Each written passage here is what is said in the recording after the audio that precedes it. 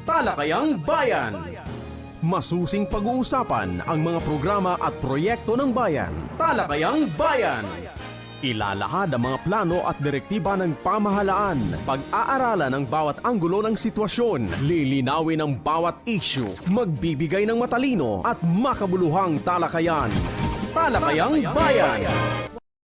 Welcome mga kababayan sa ating Talakayang Bayan segment. Sa ating lahat na minamahal na tagapanood sa Municipal Information Page and of course, sa ating mga tagapakinig sa 104.5 Radyo natin FM, syempre, gayon din sa 89.5 Radyo Bandera Philippines. Isang mapagpalang araw na Sabado po sa ating lahat. And mga kababayan, tuloy-tuloy po tayo sa ating pakikipagpanayam sa lahat ng barangay captains po, sa 18 barangay ng bayan ng Briggs Point. And last time po, ang ating nakapanayam ay sa Kapatan na Edgar Inso ng Barangay Aribungos. And as of now, we are lucky dahil makakapanayam naman natin ngayon ang isa sa masigla at syempre mahusay pagdating po sa larangan ng paglilingkod sa kanyang mga constituents sa Barangay Ipilan.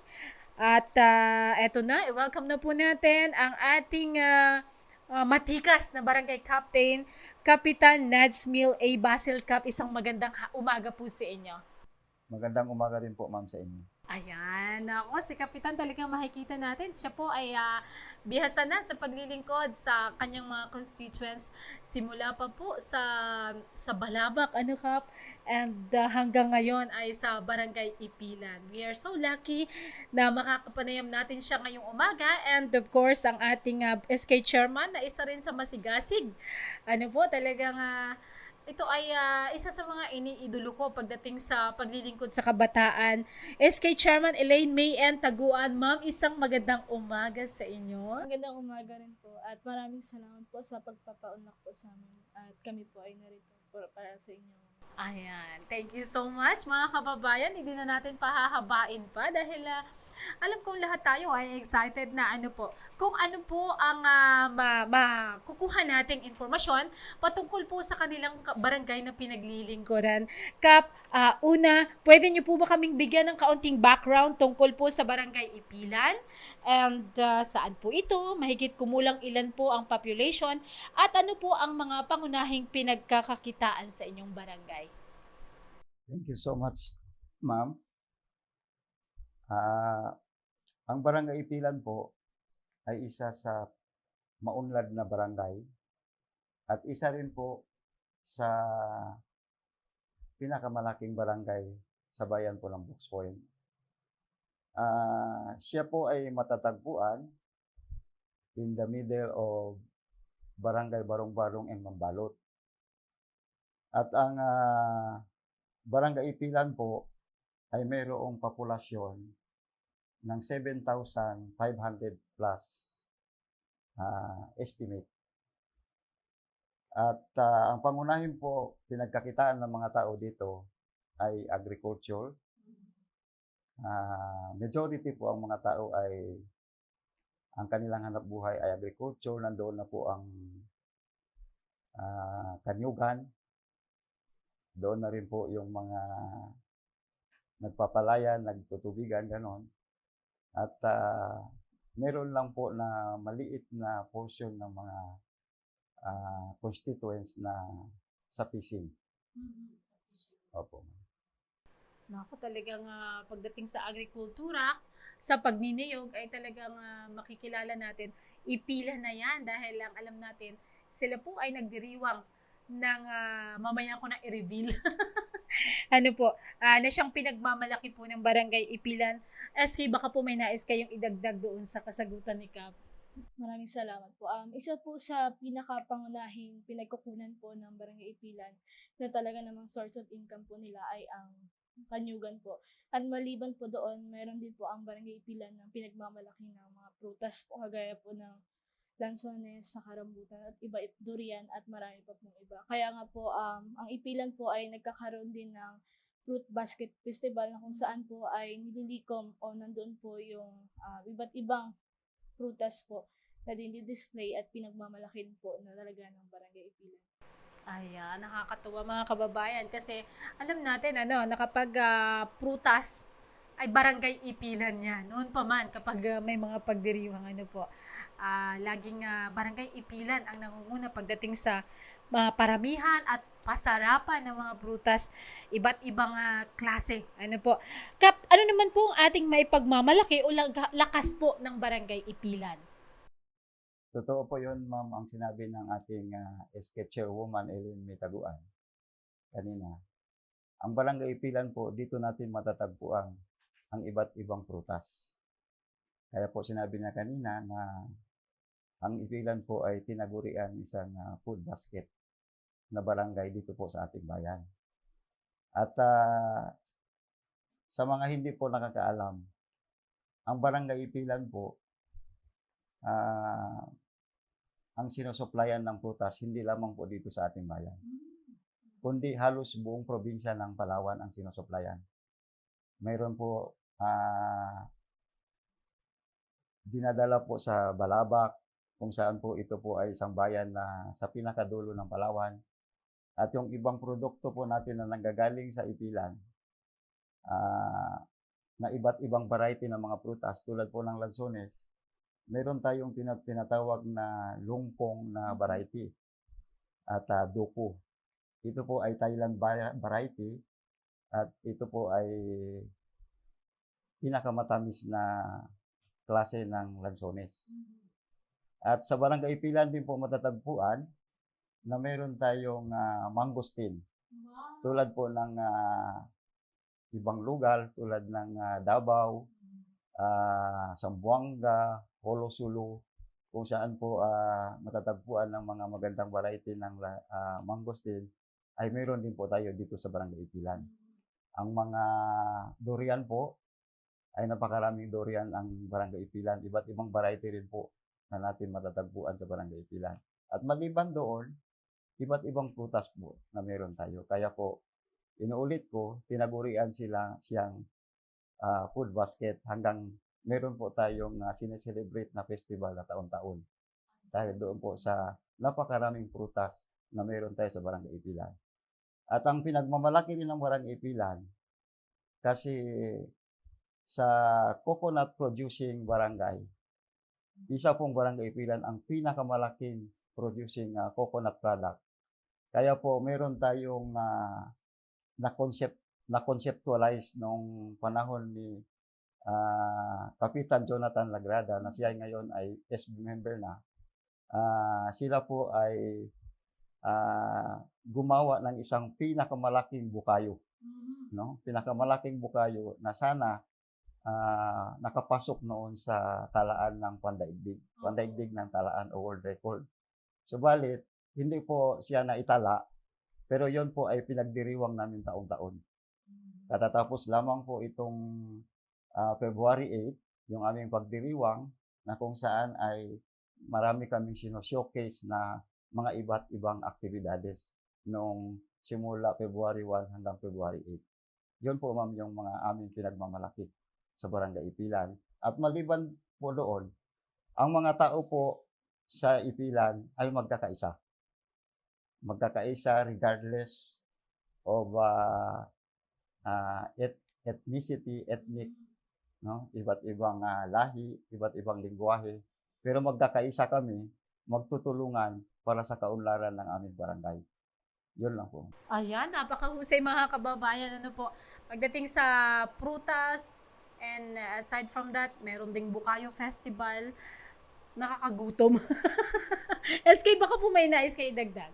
Totoo po yun, sinabi po ni Cap Basel po na ang ipilan po ang isa sa pinagmamalaki po talaga namin ay yung una po ay yung pagdiriwang po namin ng 10th Bukayo Festival po nung katatapos naman po noong Pebrero 8, 2024, kung saan doon po ninyo makikita yung iba't ibang klase po ng luto sa gawa sa nyug po. Talaga namang napaka-bless po ng taga-barangay Ipilan dahil aside from marami po silang makukuha na source of income po sa kanyugan, nakakain pa rin po at nabibenta po at source of business. Walang gutom. Kakatawa. Siyempre po, sa bawat barangay, mayroon pong lakas at mayroon din pong mga pangangailangan o challenges, Kap. Maaari niyo po bang ibahagi sa amin upang malaman po natin kung papaano makatutulong ang taong bayan sa barangay Ipilan po. Totoo po yan, ma'am.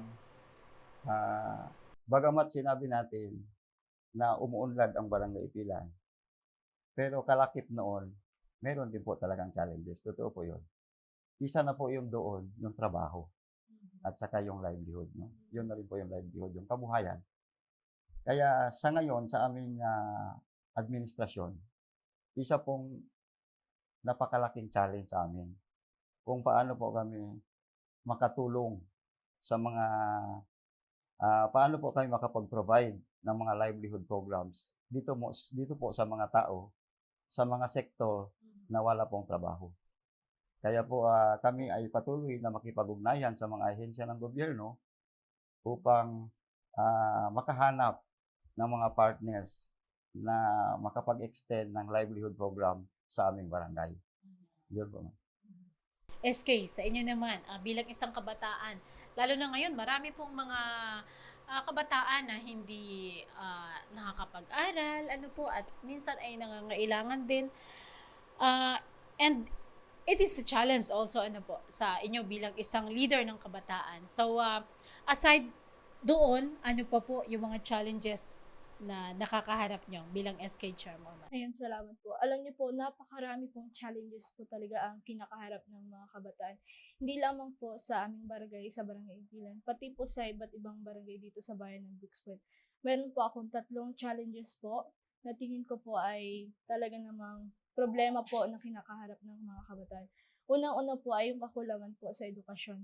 At bilang po isang leader po ng kabataan ng Ipilan, gusto po nating mag-allocate po or mabigyan sana po ng pansin yung edukasyon. Nang sa ganun po ay maging maayos po yung takbo. Kasi naniniwala po tayo na kapag marami pong kabataan ang nag-aaral, kunti lang rin po yung populasyon na hindi nag-aaral. At marami po tayong mabibigyan ng oportunidad para po magkaroon po sila ng magandang buhay.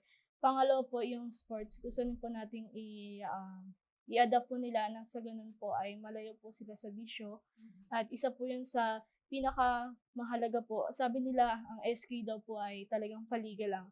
Gusto ko pong sagutin yung ganong issue po na mahalaga po ang paliga po sa mga kabataan dahil dito po nila natututukan yung sarili na nalalabas yung talento nila at doon po sa part na yun, doon po nila naiiwasan yung mga bisyo po na posible pong kakarapin nila. At ikatlo po ay isa po sa challenges po na talaga namang alam ko po na maraming makaka-relate po sa aming barangay. Yun po yung kakulangan po sa livelihood din po. Kagaya po na nabanggit ni Kapitan. Dahil po yung livelihood po, especially po para po doon sa mga newly graduates, kagaya ko po, na talaga namang needs po talaga yung mga job fair.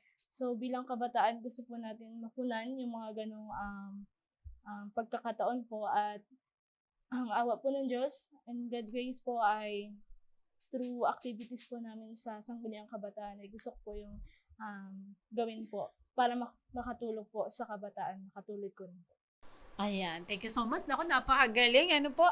At Kap, ano naman po ang inyong plano, prioridad na programa o hakbang upang mas mapalago pa po ang Barangay Ipilan? Sa totoo lang po, ma'am, marami tayong mga plano sa ngayon. Subalit, ang kalakip nitong mga plano natin ay ang pondo. No?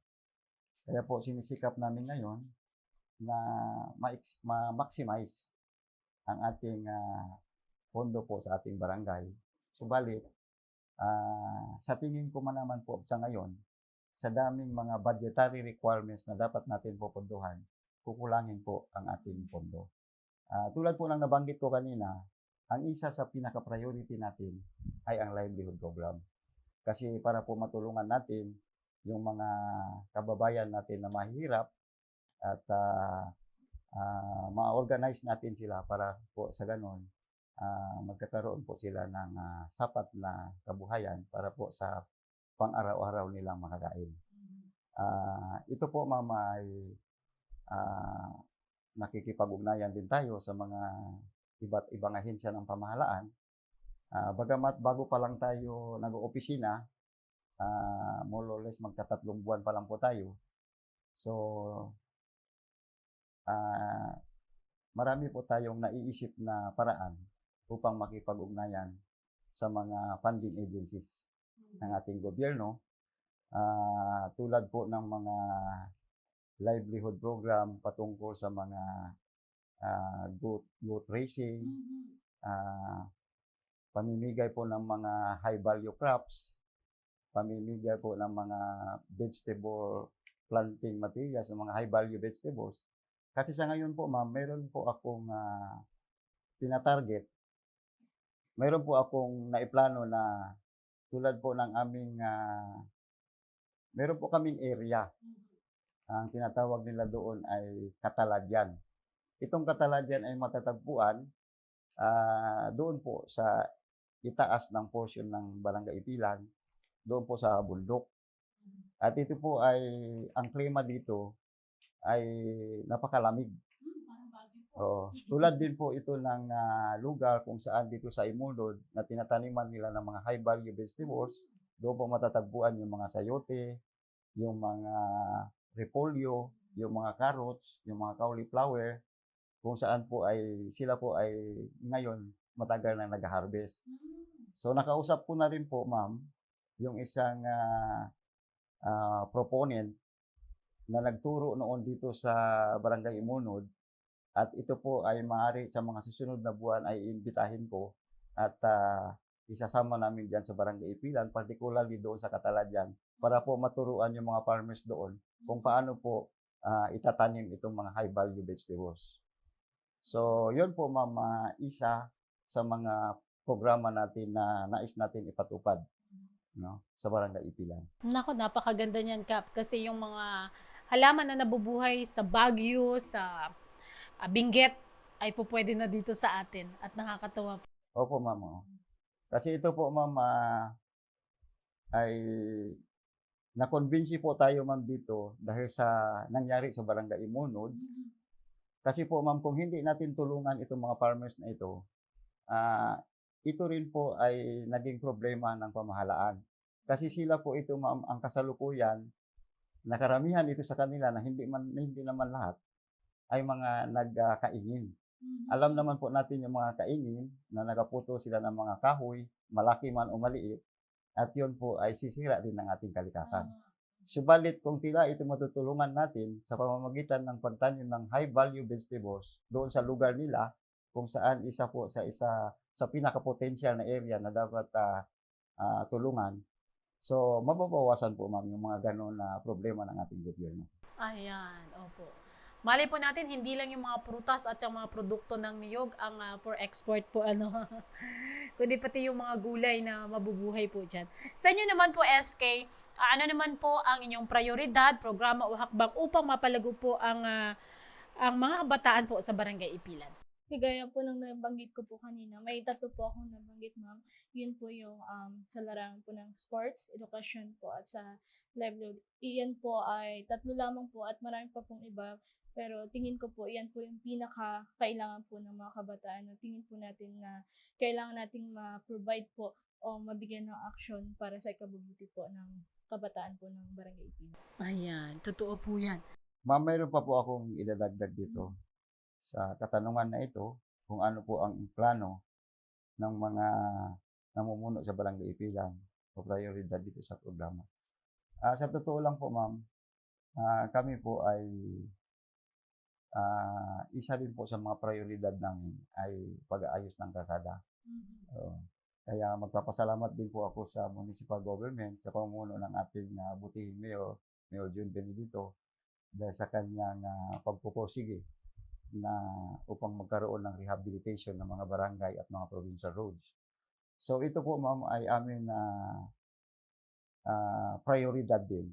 Dahil naniniwala kami, ang mga produkto po na nanggagaling doon sa farm ay mapapadali po ang pagdala, ang pagta-transport, mapunta dito po sa pamilihan kung maayos po yung mga daan. Yes. Kaya maliban po doon ma'am, may mga plano din po kami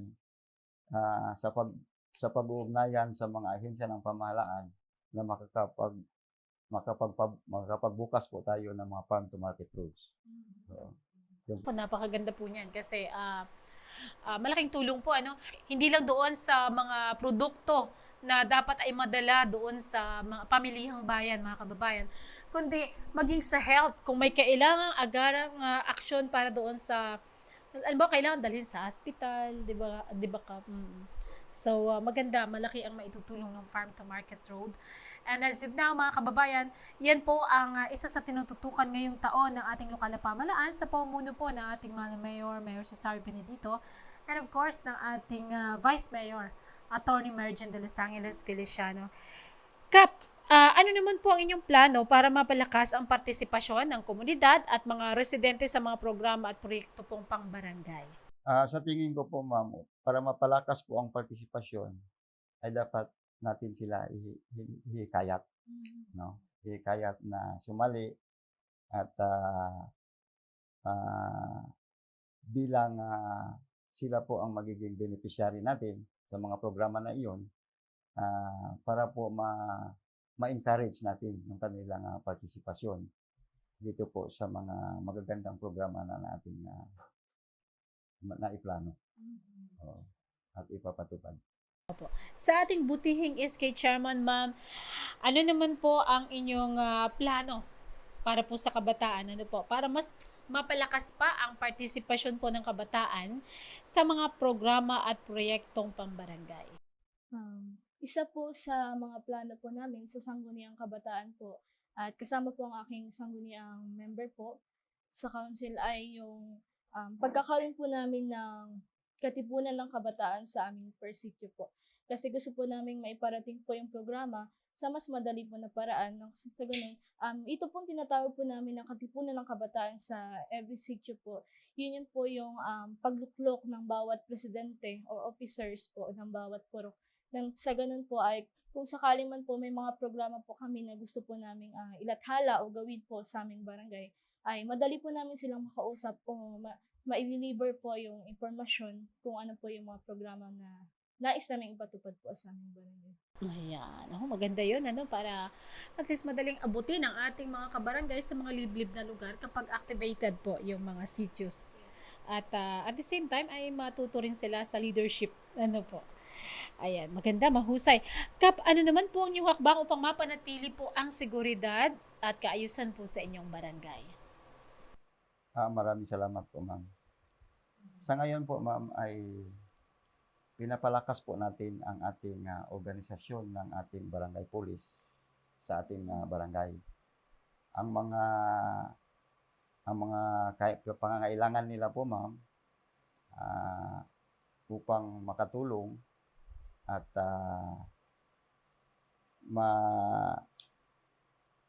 ang mga pangailangan nila tulad ng pang-araw-araw na pag-duty nila mula araw hanggang gabi, siyempre may mga pangailangan sila at yun po ay pinoprovide natin sa ating barangay.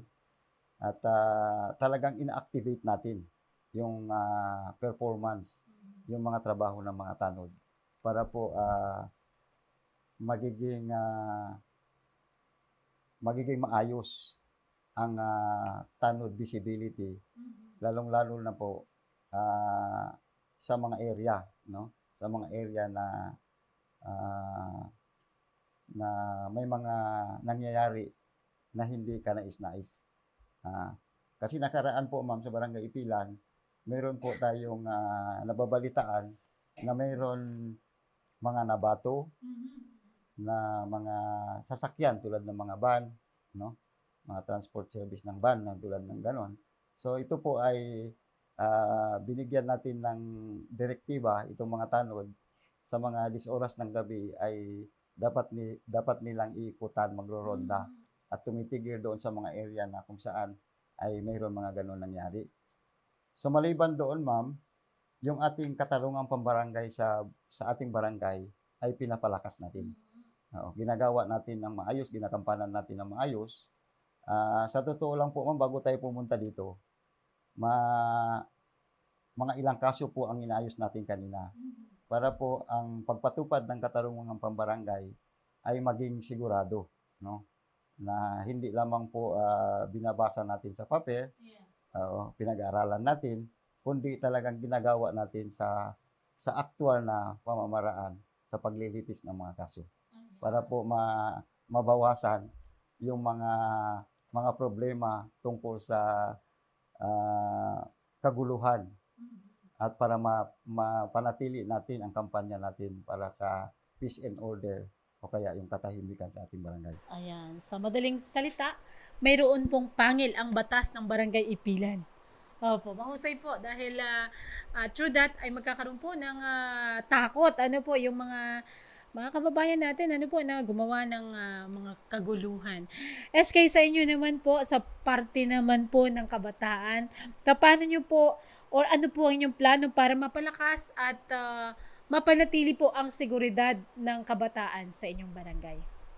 Bilang kabataan po at leader po ng kanilang barangay, isa po sa foundation din po namin sa pakikipagtulungan po sa ating barangay council po. Dahil po unang-una kung wala po ang barangay council ay hindi po magiging madali po sa sangguniang kabataan ang pagsisecure po ng seguridad ng ating mga kabataan po ng barangay Ipilan. Ayan, ako, totoo yan. So, kailangan talaga ng pagkakaisa. Ano po? Maraming salamat po sa inyong kasagutan. Kap, ngayon naman ay maaari niyo po bang ilarawan ang partnership ng at pagtutulungan ng pamahalaang lokal at ng inyong barangay? Maraming salamat, ma'am. Sa aking pananaw, sa aking nasaksihan sa ngayon, maganda po yung ating partnership. BLGU Ipilan at saka LGU Blocks Point. Dahil alam naman po ng lahat na ang LGU natin sa pamumuno po ng ating butihing mayor at ang vice mayor ay binibigay naman po ang ating mga kailangan. No? Bagamat hindi naman lahat ang kailangan natin na maibibigay dahil sa dami rin ng barangay, sa lawak din ng nasasakupan natin, sabihin na natin limitado rin ang pondo. Pero sa nakikita natin na talagang maayos din at maganda rin ang suporta ng LGU Blocks Point. So sa amin naman sa barangay, siguro kung ano man ang suporta na ibibigay, ipapakita din namin kung paano namin din gagampanan yung aming tungkulin sa aming barangay para naman po ma-deliver namin, lalong-lalo na yung mga basic services sa aming po mga constituents. Ayan, nako. Totoo yan mga kababayan, ang sinabi ng ating punong barangay, ng Barangay Ipilan, talagang in one word, ang LGU Brooks Point po ay walang kampi-kampi. Ano po, pantay na seserbisyuhan ang 18 barangay ng bayan ng Brooks Point. Sa inyo naman po, SK, pwede nyo pang may salarawan sa ating mga tagapakinig ang partnership po at pagtutulungan ng SK ng ora ng lokal na pamahalaan at of course ng inyong barangay. Napakalaki po ng naitulong po ng pamahalaan ng Brooks Point sa pangunguna po ng ating mahal na mayor at ng ating vice mayor po. Ay nakita ko po kung paano po sila magsuporta po sa bawat barangay.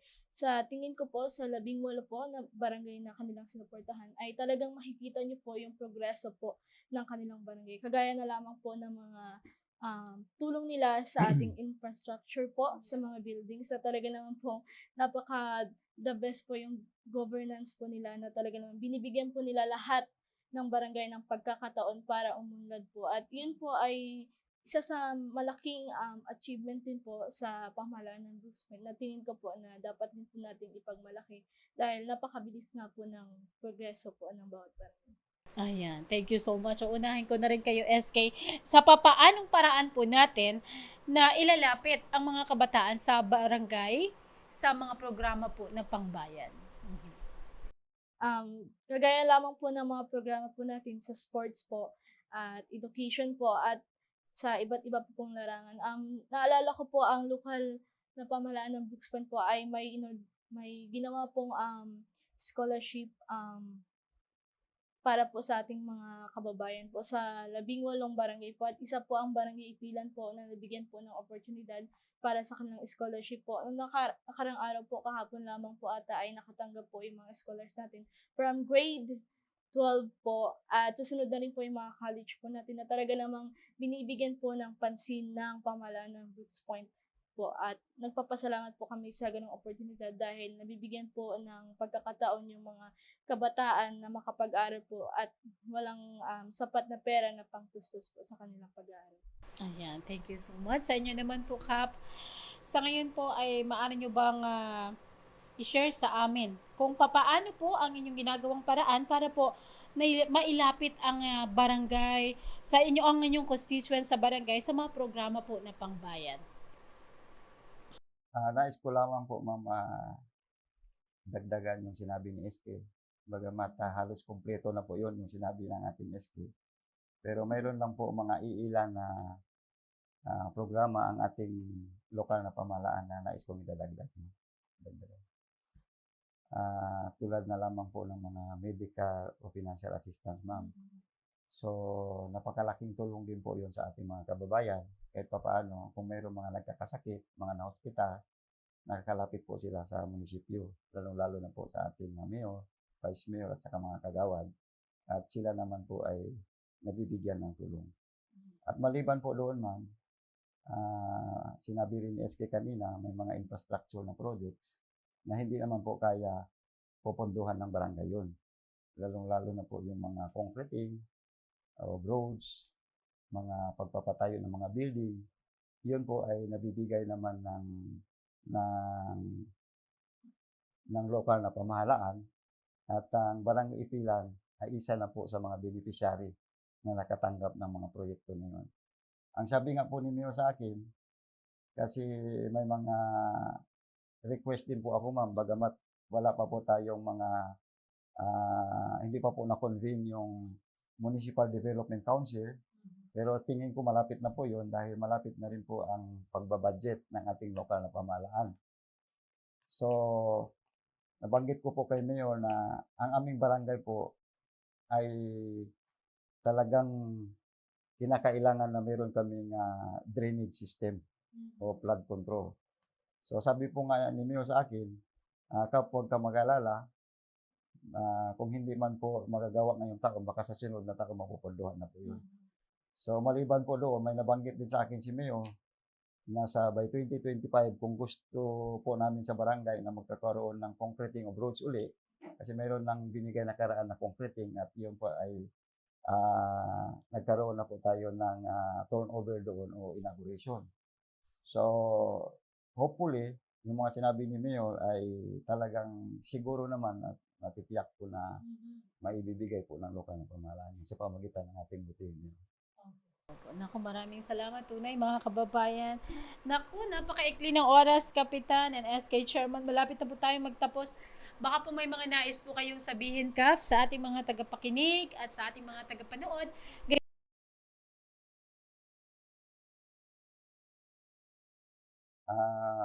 Sa mga taga-barangay Ipilan, nandito po tayo sa himpilan ng Municipal Information Office upang hingian po tayo ng mga anong masasabi natin tungkol po sa ating barangay. Dito po tayo upang ikukwento natin at ipinapaabot natin hindi lamang po dito sa bayan ng Brooks Point, kundi sa buong lalawigan ng Palawan. Sa tungkol po sa ating barangay. Ang akin lang po panawagan sa aking mga kabarangay ay patuloy po tayo manalangin. At ito pong ating nasimulaan na pagkakaisa at pagkakaunawaan sa bawat isa sa atin ay dapat po natin ito ipagpatuloy. Kasi sa pagkakaisa, ako po'y naniniwala na lahat po ng ating pinapangarap ay ma-achieve po natin. Kung tayo po magkaisa, magtutulungan, wala po imposible sa ating magagawin sa ating lugar. Maraming salamat po at magandang umaga muli.